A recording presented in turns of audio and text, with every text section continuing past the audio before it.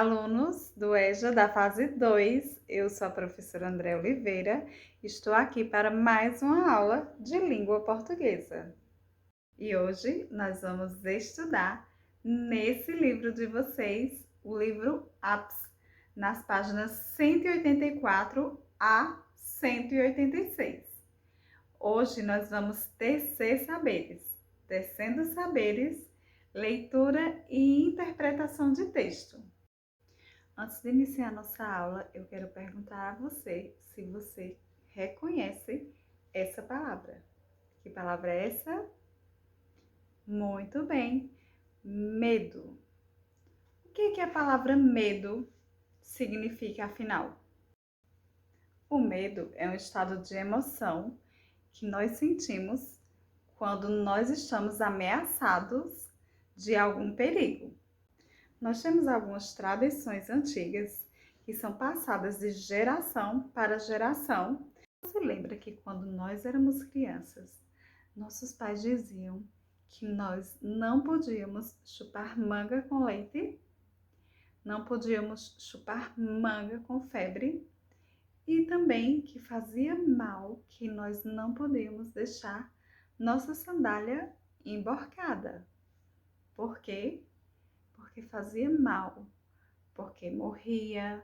E aí nós ficávamos com o quê? Nós ficávamos com medo. E você, já viveu alguma experiência de medo como esse? Ou parecido com esses? Pense aí e fala para alguém que está aí do seu lado. Vamos para nossas atividades de hoje? Quero dizer uma coisa para vocês. É importante que você pegue seu livro e acompanhe as leituras para que você compreenda melhor e faça uma boa atividade. Então, abra seu livro APS na página 184 e vem comigo fazer a atividade de hoje. Tecendo saberes. Acompanhe a leitura comigo. Quando a imaginação e a realidade se encontram. Às vezes, por não conhecer as explicações científicas sobre alguns fenômenos, as pessoas podem ter medo de coisas que são naturais. Vocês já tiveram medo de algum fenômeno da natureza?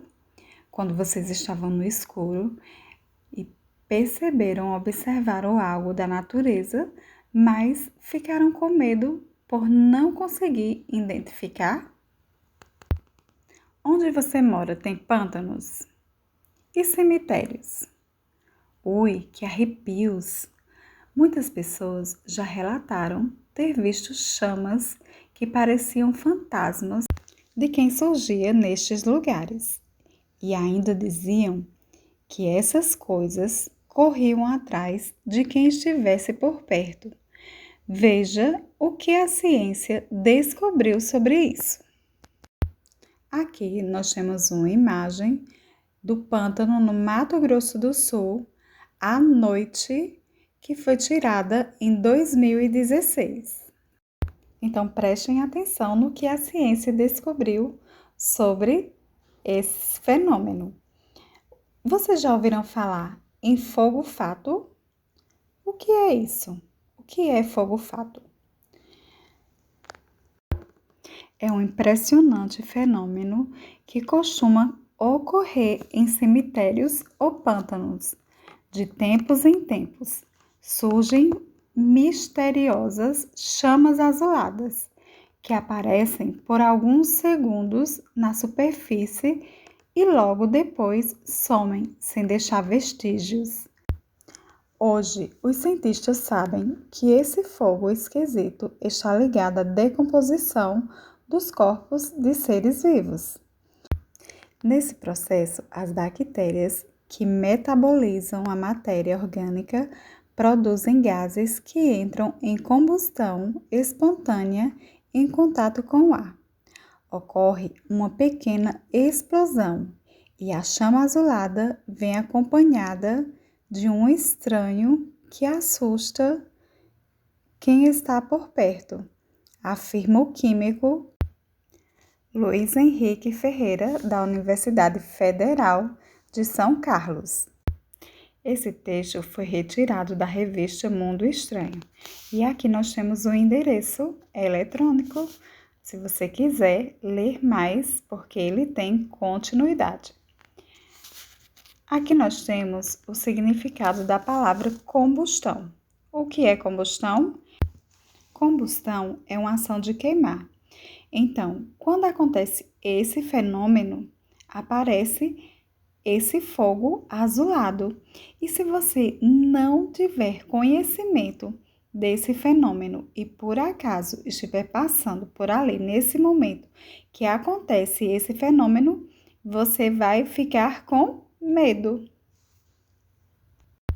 E por que esse fogo que queima em poucos segundos por causa do contato com o ar seria capaz de correr atrás de algumas pessoas, como muitas já relataram? Leia.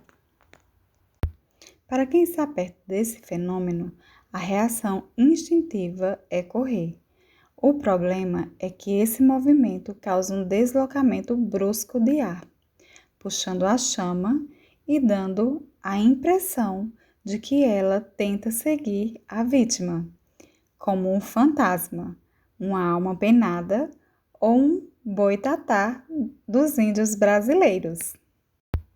Eu gostaria de chamar a atenção de vocês para essas reticências que nós temos aqui. No final dessa primeira reportagem, que nós fizemos a leitura, e no início dessa segunda parte da reportagem. Então, aqui nesse primeiro, a reticências indica que essa reportagem ainda não acabou, que aqui não é o final, que ela continua. E aqui nessa segunda parte da reportagem, inicia com as reticências, porque quer dizer que antes desse parágrafo tinha outros parágrafos. E você, já pensou? Aqui em Petrolina nós não temos pântano, mas nós temos o Rio São Francisco e nós temos também cemitérios. Já pensou? Você está em um desses ambientes à noite e ver esse fenômeno acontecer? O que era que você iria fazer? Você iria correr? Ou agora que você já sabe o que é, você não teria medo? Vamos agora responder nossa primeira atividade. Aqui no primeiro, você vai responder em seu caderno, tá? Vocês já sentiram medo de alguma coisa por não conhecer a explicação científica? Ou já ouviram falar desse tipo de medo? Escreve aí em seu caderno se você já passou por essa experiência de medo por não conhecer a explicação científica. Agora, converse aí com sua família sobre a importância do conhecimento científico em nossas vidas. Sabemos que quando nós temos esses conhecimentos, nós não passamos tanta dificuldade e tanto medo. Essa atividade 2 é apenas para você conversar com sua família ou com alguém sobre esses conhecimentos científicos. Vamos continuar acompanhando a leitura comigo. Ai, que frio! Ai, que medo! Prepare a leitura do poema a seguir com bastante expressividade para provocar a sensação de suspense. Então vamos lá, acompanhe a leitura comigo e vamos ver se nós conseguimos provocar suspense nessa leitura. E o nome do poema é Horrores. Eu percorria uma estranha região. Ao meu redor, horrores turvos. No ar pairavam rostos. A noite era tão negra quanto a asa de um corvo. Vi um monstro que avançava velozmente. cara de um verde venenoso. Só se alimentava com carne de gente. Aquele monstro, cor de lodo.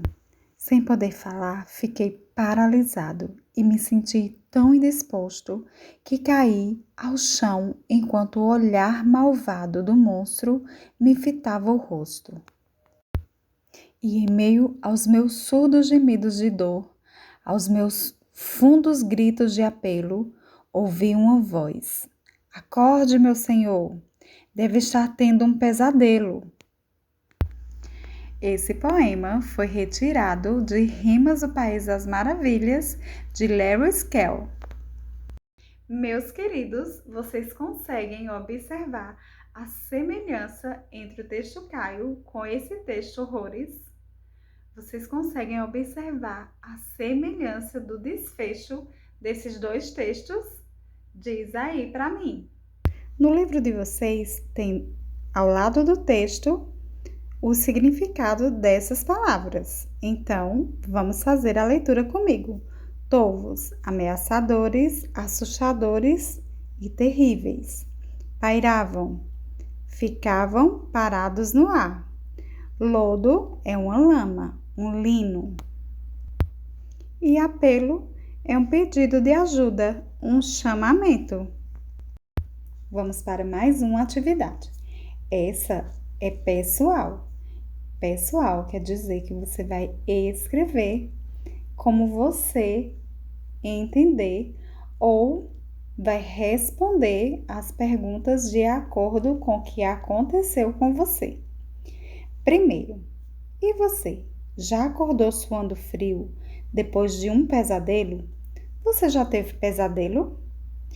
Se já teve e se já acordou assustado, suando frio, coloque aí sua resposta no seu caderno.